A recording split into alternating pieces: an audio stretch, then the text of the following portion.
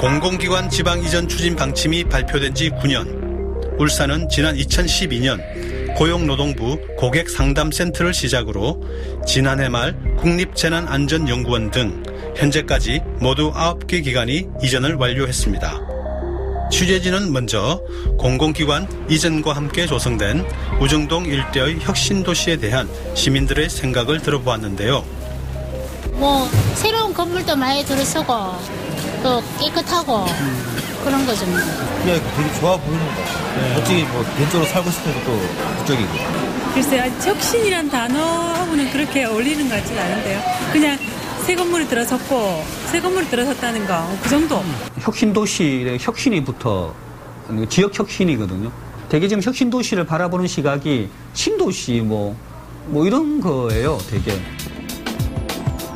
적지 않은 시민들에게 단순한 신도시로 비춰지고 있는 혁신도시. 하지만 혁신도시는 지역 발전의 중심축이라는 분명한 목적을 가지고 있습니다. 축으로 봤을 때 굉장히 중요한 축입니다. 왜냐하면 남구에서 울산대 울주군 유니스트에서 남구를 지나서 중구로 넘어오면서 북구까지 이어지는 거기 중간에 걸쳐져 있는 지역이거든요. 기업 본사도 중요하지만 중요하게 우수한 인력들이 같이 온다는 점이 되게 중요하거든요. 그럼 그 인력들, 그 연구기관과 어떤 관계를 맡고 이것도 어떤 네트워킹 할 수 있는가, 이런 것들이 되게 중요하겠죠. 이처럼 지역 성장의 거점 지역으로서 혁신도시가 부여받은 역할들은 막중합니다. 한국토지주택공사는 혁신도시 조성을 앞두고 혁신도시 조성 이후 유입되는 인구는 2만 2천여 명, 생산 유발 효과 9천억 원, 부가가치 효과 4천억 원, 여기에 고용 유발 효과까지 고려하면 1조 8,246억 원에 달할 것이라는 전망을 내놓기도 했습니다. 이 같은 기대감이 현실화되기 위해서는 무엇보다 이전 공공기관들의 빠른 정착이 뒤따라야 하는데요. 이를 위해 울산시는 이전 공공기관들에 대해 여러 가지 지원책을 내놓고 있었습니다. 우리 시에서는 공공기관 임직원들 정규회복 개선 및 이주 재선을 위하여 총 26개 과제를 선정해 지금 추진하고 있습니다. 그중에 대표적인 것이 공공기관 임직원 가족 동반 이주 시 이사비를 100만 원 지원하고요. 그럼 자녀가 고등학교 전입이나 입학 시 또 100만 원 장학금을 지원하고 있고. 공공기관들의 이전이 본격화되기 시작했던 지난 3년간 특히 정주와 관련한 다양한 지원들이 쏟아졌는데요. 이미 혁신도시 내 공동주택 11개 단지와 호계, 매곡지구의 아파트 특별 분양을 시행하기도 했습니다. 이 외에도 혁신도시 내 초중고 학교 설립을 비롯해 영어 전용 교실을 마련하는 등 총 26가지 지원 사항 가운데 24개 항목이 지원 완료되었거나 추진 중에 있었습니다. 다만 인근 지역에 이미 있는 우체국을 비롯해 자동차 할인 등 2건에 대해서는 최종적으로 지원이 불가하다는 것이 울산시의 입장입니다. 이러한 지원들이 공공기관들에 대한 특혜 또는 역차별이라는 지적도 있는 것이 사실입니다. 하지만 정주를 앞당기기 위한 지원들은 관할 지역인 중구청 역시 적극적인데요. 총 15.3km의 달빛 누리길 조성, 주말 농장용 부지를 마련해 오는 4월 2일 개장을 앞두고 있었습니다. 이렇게 된 게 4월 2일을 개장할 때 우리 종자, 종자도 어르신들 배부하고요. 그다음에 농기구도 이제 공룡을 쓸 수 있게 배치를 해둡니다. 여기 집을 새로 이 집을 허물고 울산시를 비롯한 각 지자체들의 이 같은 노력은 공공기관 직원들의 정주율을 높이기 위해서입니다. 공공기관 직원들의 가족 동반 이주 현황을 보면 부산과 전북에 이어 울산은 32.6%로 전국 10개 혁신도시 가운데 세 번째입니다. 지난 2014년에 울산으로 이전한 근로복지공단 조직예산부에서 근무하는 배정민 대리는 2달 전 가족이 모두 울산으로 터전을 옮겼습니다. 취득세 감면, 이사비 지원 등 기관의 이전과 동시에 이주해야 받을 수 있는 혜택을 받지는 못했지만 지금의 선택에 후회는 없다고 이야기합니다. 빨리 적응시켜야 되니까 애 어릴 때 그래서 좀 더 미룰 수 있었는데 저희가 제가 같이 상의해서 좀 더 빨리 내려가자고 했죠. 그 이렇게 주말 보고 하시는 분들 보면 금요일 날 되면은 어쨌든 이제 가족을 보러 가니까 기분이 좋은데 특히 이제 일요일이나 월요일 새벽에 이제 또 일을 하러 오시면 얼굴에 인상에서 벌써 그게 나타나요. 또 한 주를 어떻게 버티나. 공공기관들에 대해 정주 지원을 아끼지 않는 지자체, 그리고 해당 기관 직원들의 가족 동반 이주. 그렇다면 이전 공공기관들은 지역을 위해 과연 얼마만큼 노력하고 있을까? 지역에서 여러 가지 좀 약간은 갑과 을의 논리를 보면 을의 입장에서 많은 혜택을 줬음에도 불구하고 사실 지금까지는 그런 어떤 지역의 기대에는 미치지 못하죠. 뭐 코업을 할 수 있도록 서로 우리 MOU도 만들어보고 공동 연구 사업도 한번 뭐 만들어보고 이래서 서로 방문도 하고 이랬었으면 했는데 어떤 기관은 굉장히 적극적이고 어차피 우리가 뭐라고 하면 국책기관이지만은 어떤 데는 굉장히 우리가 왜 뭐 이런. 최근 논란이 일고 있는 것은 이전 공공기관들이 조성한 체육시설들의 주민 환원 문제입니다. 중구도시관리공단이 운영하고 있는 한 테니스장. 평일에도 적지 않은 구민들이 이용하고 있었는데요.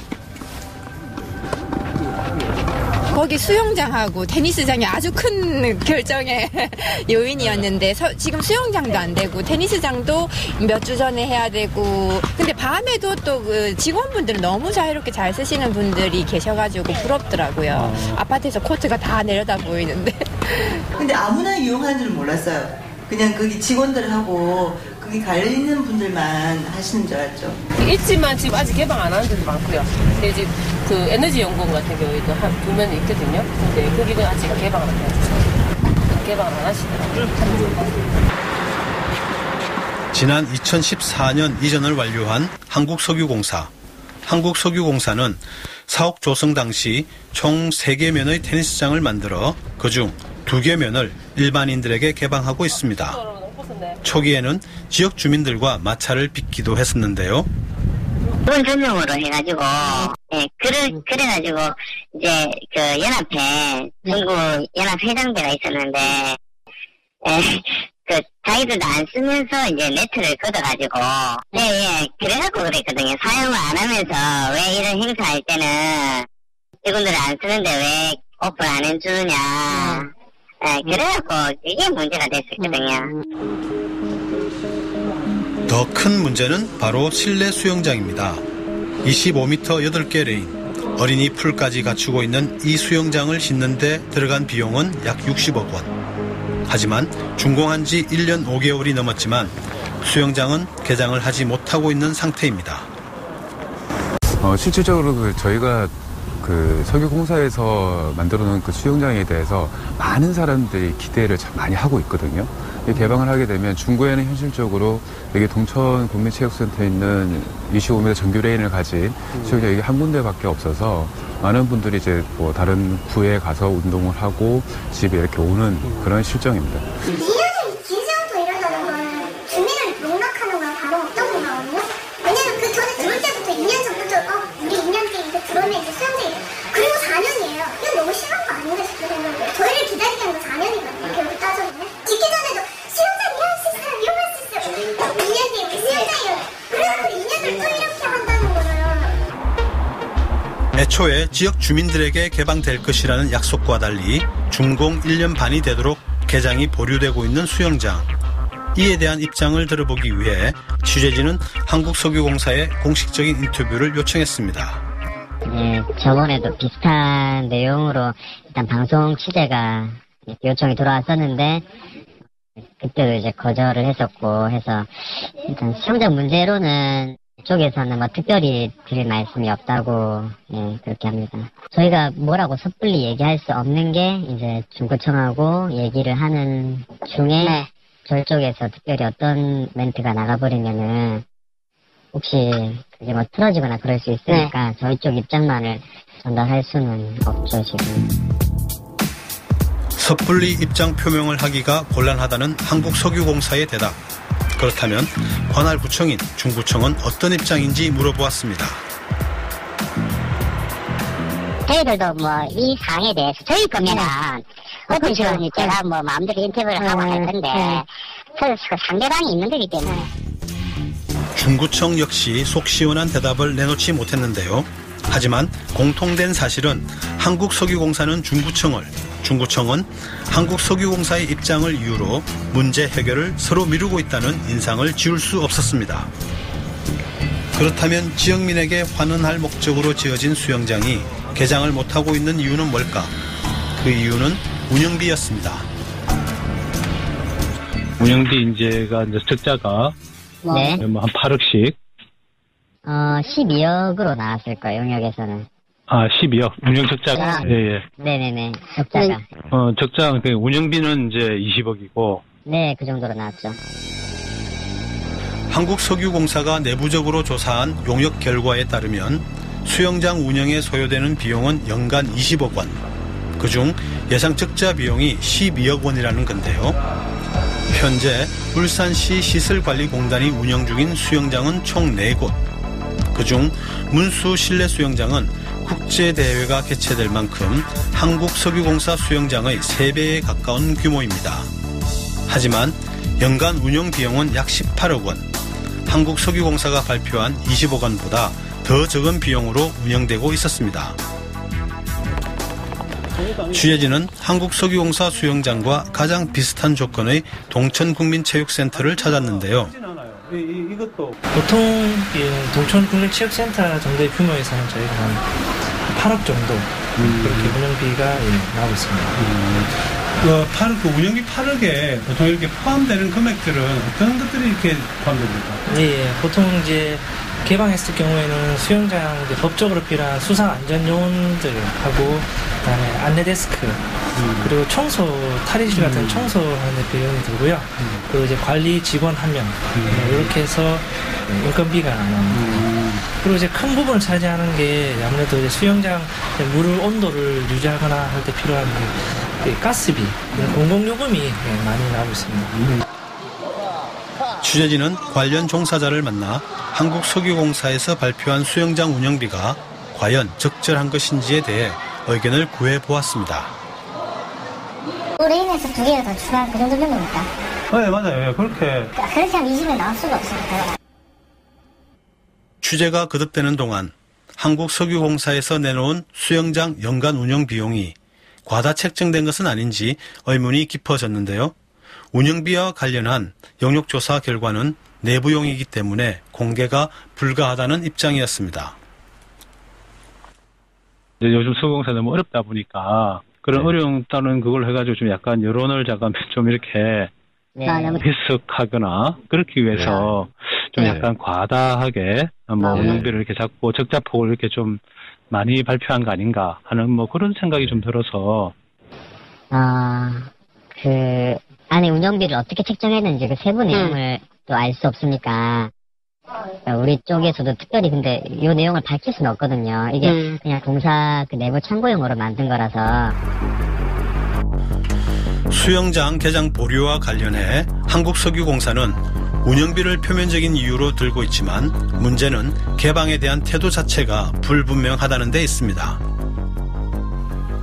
개방할 수 있는 방법이 한국석유공사에서 직접 뭐 운영을 하든지 아니면은 뭐 기부 체납을 하든지 아니면은 자기는 운영하되 우리가 적자 부분에 대해서 일정한 보전이 필요하든지 뭐 이런 식의 여러 가지 방안이 있을 수 있는데 문제는 그 방안을 논하기 이전에 일단은 개방을 할지 말지에 대해서도 내부적으로 결정이 안 된 상태거든요. 근데 그게 안 돼 있으니까 저희가 어떤 식으로든지 지금 협의를 할 수가 없는 상황입니다, 지금. 그런 방안들에 대해서 아마 국토부에서도 저희가 자료를 일단 현황을 올렸고, 아마 산잡을 통해서도 아마 수용소에서 산잡을 통해서도 아마 국토부에 회의가 자료가 올라갔을 겁니다, 아마. 그렇다면 한국석유공사의 상위 기관인 산업통상자원부는 이 같은 상황에 대해 어느 정도 파악하고 있을까? 중구청은 한국석유공사를 통해 산자부에 현황이 보고되었을 거라고 했지만 상황은 그렇지 않았습니다. 지금 그에 대해서 아주 처음 들어보는 이야기이기 때문에 제가 지금 뭐 입장을 표명한다는 것은 조금 안 맞는 것 같고요. 아, 처음 들어보는 얘기세요? 예.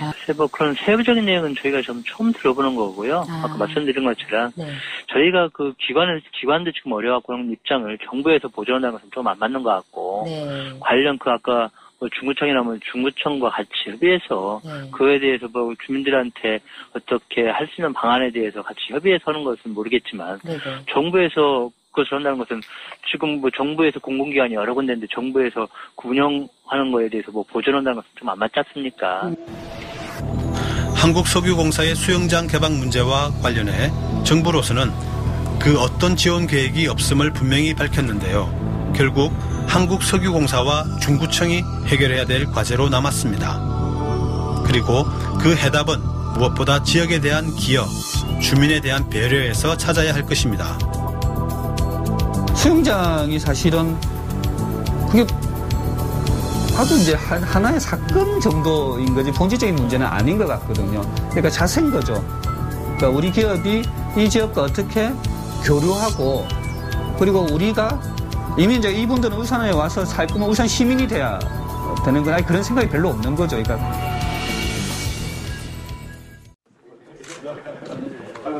지난 2015년 12월 8일 울산시는 혁신도시 이전 공공기관과 사회공헌 협약식을 맺었습니다. 이제 울산광역 시민이 됐으니까 이 지역의 발전과 사회에 위해서 사회공헌을 많이 하도록 하겠습니다. 하여튼 뭐 2-4분 이상 정착하고 열심히 하겠습니다. 그러니까 잘 지도해 주시면 저희는 최대한 사회공헌에 동참하겠습니다. 인력을 동원해서 할 수 있는 것도 있지만 굉장히 전문적 영역을 또 갖고 계신 각 분야별로 대한민국 최고의 전문 인력과 노하우를 갖고 계신 분들이니까 원장님 말씀하신 것처럼 그런 특화된 분야에서 울산의 새로운 성장 동력이 될 것이라는 기대를 모으는 혁신도시. 그 중심은 이전 공공기관에 있습니다. 지난해 12월 이전을 완료한 국립재난안전연구원은 연구과제 속에 사고 발생률이 높은 울산의 특성을 반영하겠다고 합니다.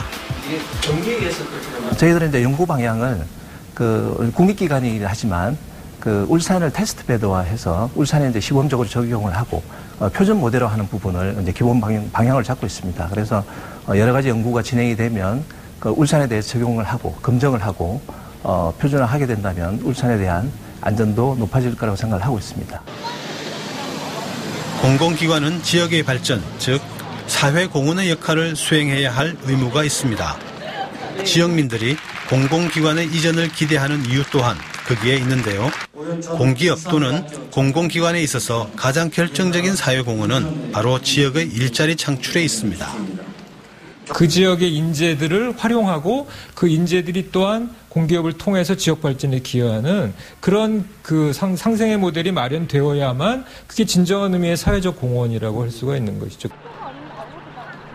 각 공공기관들의 지역 인재 채용률이 지방혁신도시의 주요 성과로 평가받고 있는 이유도 그러한 이유에서 출발합니다.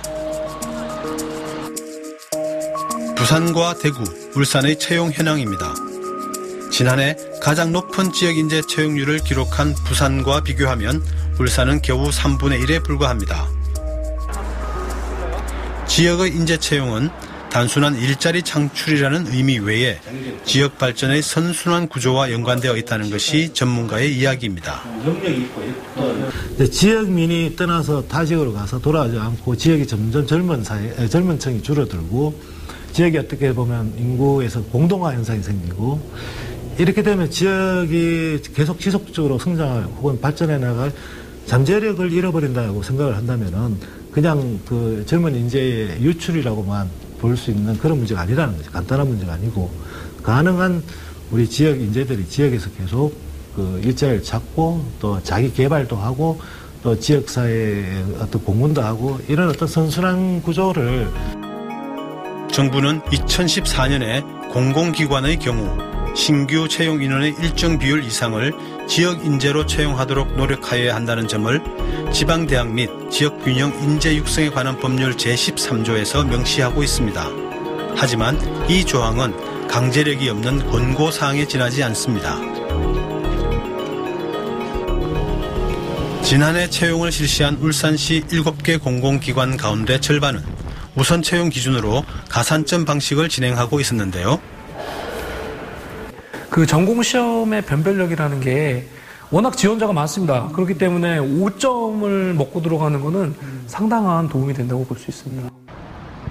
지난 2014년과 2015년 2년에 걸쳐 평균 36%가 넘는 지역 인재 채용률을 나타낸 부산 남부발전. 이곳은 우선 채용 기준을 가산점과 더불어 채용 할당제를 동시에 적용하고 있었습니다. 저희가 채용 할당제를 지금 도입을 하고 있는데요. 원래 20%를 채용을 할당을 하려고 했는데 부산 지역 인재분들이 더 이제 우수하다 보니까 그보다 더 많은 27%가 선발이 됐습니다. 물론 그보다 더 많이 하게 된 이유는 저희가 채용 할당제와 또 지역 가점제를 동시에 도입을 하고 있는데 이전 지역에 준 5%의 지역 가점이 좀 큰 역할을 또 한 것으로 보여집니다. 지난해 울산 지역에서 지역 인재를 가장 많이 채용한 근로복지공단.